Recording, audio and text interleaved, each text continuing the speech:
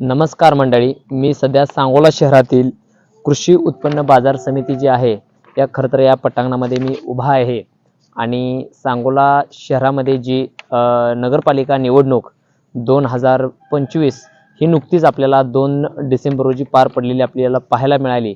त्यामध्ये प्रामुख्याने ज्या काय राजकीय वर्तुळामध्ये घडामोडी होत्या त्या देखील आपण वारंवार लोकसंवाद मराठीच्या माध्यमातून प्रेक्षकांसमोर मांडण्याचं काम त्या ठिकाणी केलेलं आहे। आणि याच अनुषंगाने जर प्रामुख्याने बघितलं तर जी काय मतमोजणी होती ती खरं तर 3 डिसेंबर रोजी होणार होती, मात्र ती काही कारणास्तव ती कुठेतरी पुढे ढकलण्यात आली। यामध्ये प्रामुख्याने जर विचार केला तर नागपूर खंडपीठाने जी काय नगरपालिकेमध्ये जी काय अडचणी होत्या तर त्या कुठेतरी निवडणुकीमध्ये बाधक ठरू शकतात या अनुषंगाने जो निकाल होता तो खरं तर 21 डिसेंबर रोजी संपूर्ण महाराष्ट्राची ज्या काय निवडणुका पार पडल्या तर त्याचा जो काही निकाल असेल तो 21 डिसेंबर रोजी होईल अशा पद्धतीचं खरं तर खंडपीठाने त्या ठिकाणी आदेश दिले। आणि प्रामुख्याने बघितलं तर जी काही कार्यकर्ते जोमात कशा पद्धतीनं गुलाल कोणाचा होईल ही खरं तर कार्यकर्त्यामध्ये जी काही उत्सुकता होती ती खरं तर आपल्याला थंड झालेली बघायला मिळाली।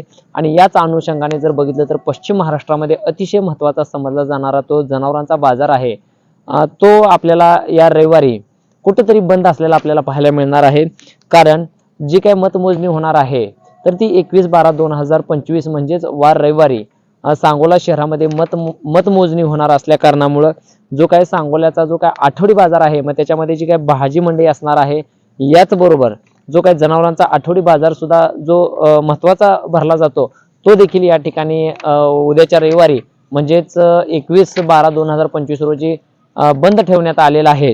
यामध्ये प्रामुख्याने जर बघितलं तर जे काही पत्र आहे ते पत्र देखील आपल्याकडे आहे आणि त्यामध्ये प्रामुख्याने जर विचार केला तर नगरपालिका निवडणूक 2025 जे आहे त्यांच्या माध्यमातून हे पत्र खरं तर देण्यात आलेलं आहे। आणि यामध्ये त्यांनी प्रामुख्याने काही गोष्टी ज्या आहेत ती जिल्हाधिकारी यांच्या आदेशानुसार कार्यवाही करून हा जो काय आठवडी बाजार आहे त्यामध्ये प्रामुख्याने सार्वजनिक कायदा आणि सुव्यवस्था राखण्यासाठी हा आठवडी बाजार बंद ठेवण्यात आलेला आहे।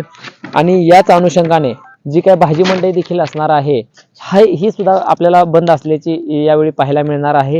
आणि 21 तारखेला खऱ्या अर्थानं राजकीय वर्तुळामध्ये कोणाचा गुलाल आणि कोण खरं तर या नगराध्यक्षाच्या खुर्चीवरती बसणार आहे हे देखील आपण या ठिकाणी निश्चितपणानं पाहणार आहे।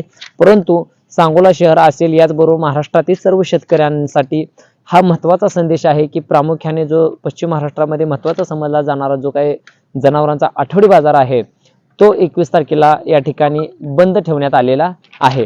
धन्यवाद।